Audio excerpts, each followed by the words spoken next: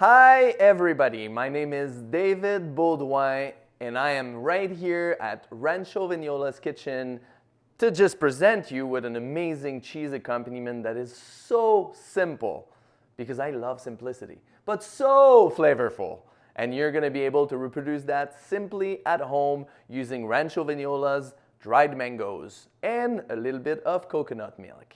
But you need good Canadian cheese to wrap it all up and make an amazing bite.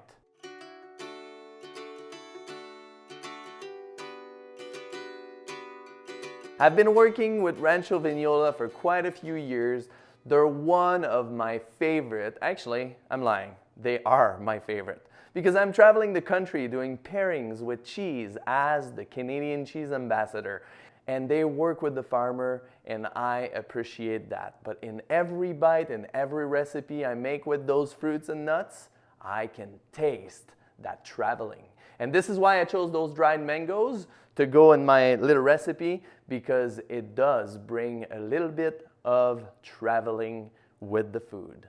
The first thing I do, well, you're gonna need dried mango depending on the quantity you want to make. In this case, about a cup of dried mango that I cut in small little pieces. You will need a little bit of coconut milk. You'll need a mixer, or you can use a food processor as well, will work well. What you need to know is you need to get those dried mango to actually absorb all that coconut milk into it so they soften before you put in the mixer or the food processor.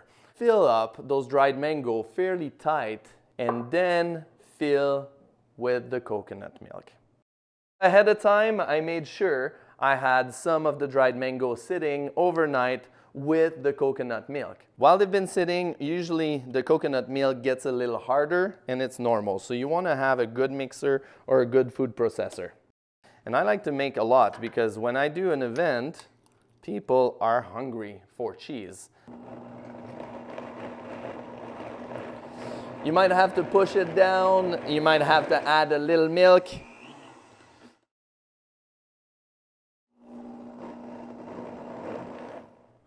Oh, I love the color of this. So this enlightens your whole bite and cheese experience. And here we go. You don't need a lot because this mixture has lots of flavor to it.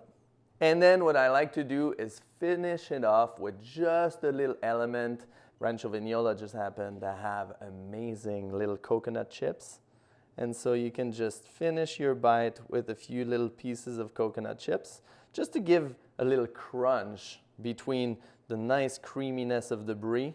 And candied ginger works amazing as well in this combination. Gives the crunch as well to this and a nice little healthy touch to this beautiful little bite. You can, if you want to go to that extreme, you're going to have lots of mango flavor, but it's always nice to just use a dried mango. And then put a lot of cheese on it, because it's always better with a lot of cheese. Little coconut chips and little candied ginger. All right, look at this.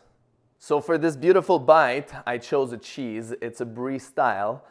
Made after Tom de Vaudoise by a cheese factory in Quebec, in Saint-Roch-Ouest, Quebec, called Fromagerie Suisse Normande, and it's called Le Pizy. It's a beautiful brie, nice and mild. It gets nice and runny over as it ages. My name is David Beaudoin, the Canadian cheese ambassador, and I am delighted, and I want to thank Rancho Vignola and the whole family and the whole team for doing what you're doing, because it helps me help our cheesemakers and our farmers all across the country. And on that note, I'm just not gonna waste any time and pop one in my mouth.